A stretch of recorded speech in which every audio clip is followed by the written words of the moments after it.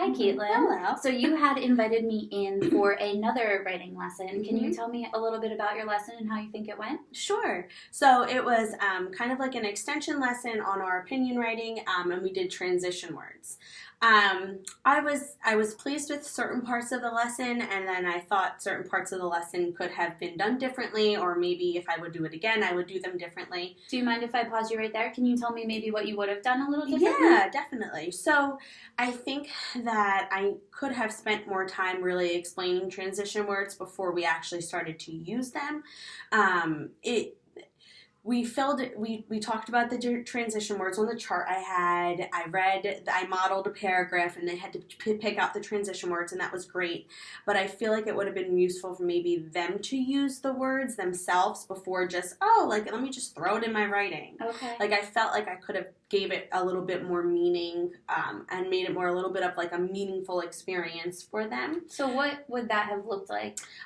So maybe either having a paragraph where there wasn't any transition words and they had to add them in themselves as just like an activity to practice.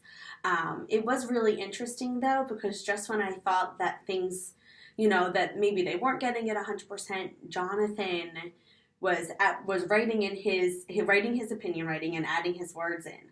Then he decided he wanted to add another reason in general, but he had already put the transition word last before his last reason. So he stopped everyone in the middle of writing and was like, wait a second, I can't use the transition word last if this isn't my last reason. So he like by himself chose a different transition word and then moved last to before the reason that he was putting in.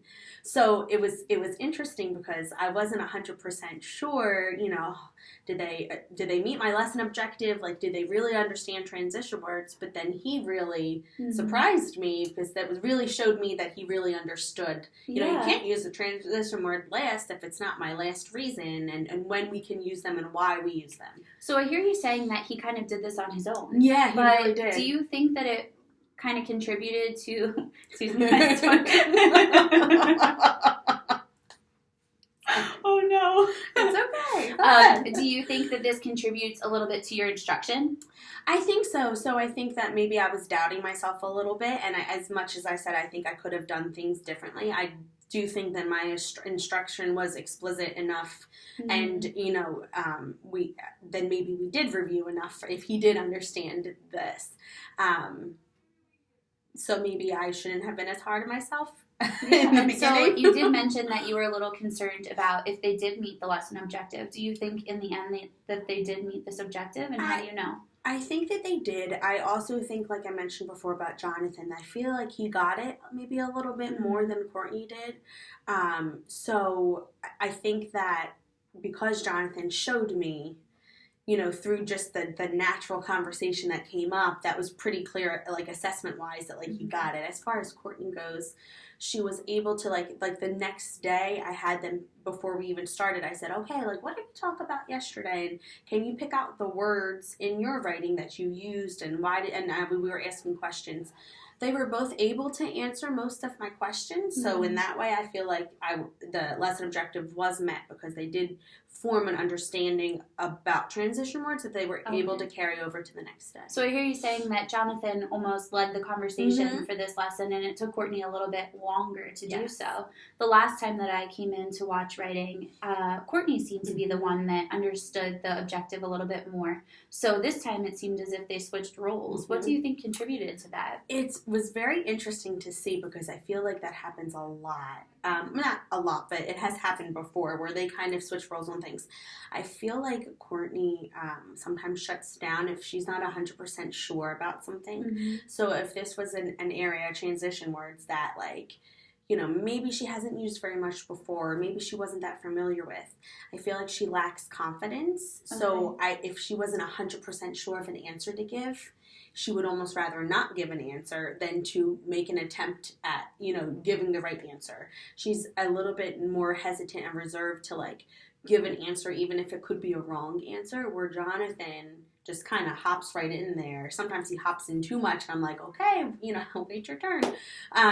But I feel like maybe it's just their personality, and she's a little bit more reserved, especially if she doesn't know what we're talking about. So understanding that Courtney could be a little bit more reserved, and you had me look at your questioning, how could you form your questions to help support maybe some of her anxieties of getting the answer incorrect? So I think that in my questions, I could help maybe a couple things. I think that I could relate anything that I'm asking, I could somehow relate more back to her background knowledge or different things that she knows to kind of make that connection. Like even something as simple as she has goats as a pet, and she's told me all the time about how she feeds them and does this, but like, could we put transition words? Like she was already explaining it before, like using transition words. So maybe like pointing out something natural that she already does that she uses transition words for. Or also the idea, I know you just mentioned my questioning, maybe just really rethinking some of my questions, and maybe just asking them in a different way.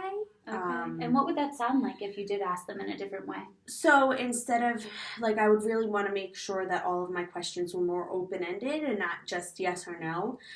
Looking over your data was great because it really had me thinking about, like, well, what kinds of questions was I asking? And, you know, there's always situations where I need to ask a yes or a no question, but I feel like maybe I did that too much.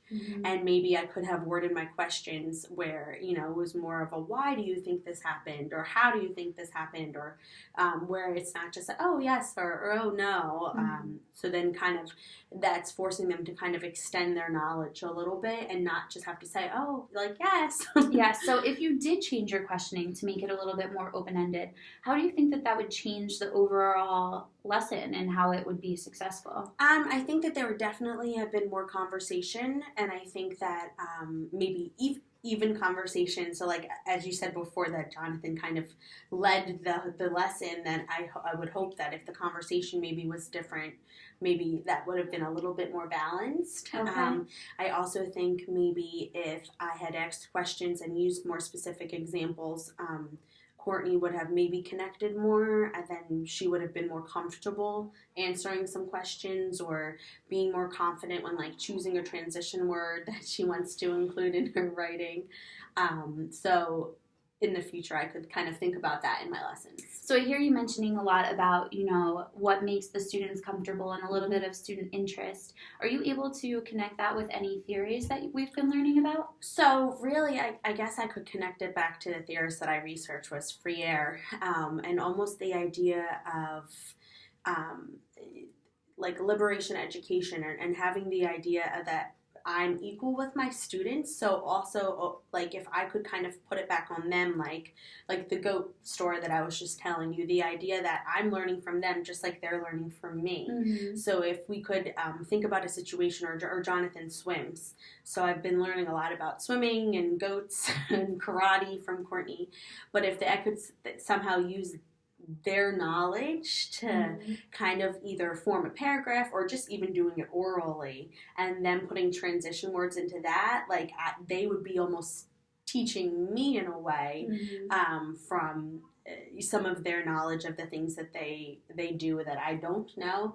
And then we're kind of on that even teacher learning from students learning from teacher, and not having just me guiding the whole lesson and having them be a bigger part in the lesson, and kind of tying back to that Freire liberation education approach. Okay, so tying in those ideas of Freire, if you were able to, like you mentioned, make all of these different connections, how would that change both students, Courtney and Jonathan, their overall view of this lesson? I think that they maybe like we mentioned, Jonathan, I think, thought a little bit more about the lesson than Courtney did. But if they were more a part in it, I think that it would almost like increase their like Courtney's confidence with it too. Like, wait, I can do this.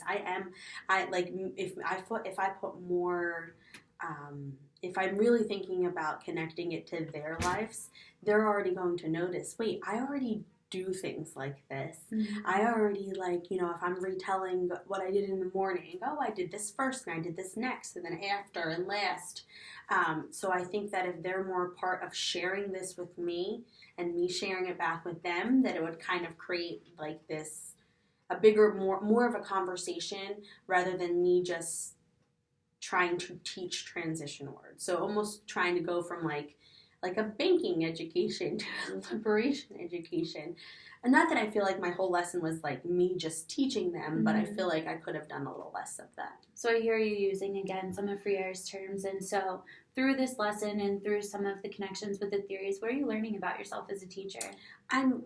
It's interesting. I feel like I'm definitely reflecting a lot and maybe thinking about the ways that I approach my questioning as a teacher. And I feel like there's plenty of opportunities where I know that I do a good job, but then it's really, I think, seeing the data written out has really been eye-opening, because it's really helping me think like, wow, like, why did I word that question like that? It's making me stop and think before I speak.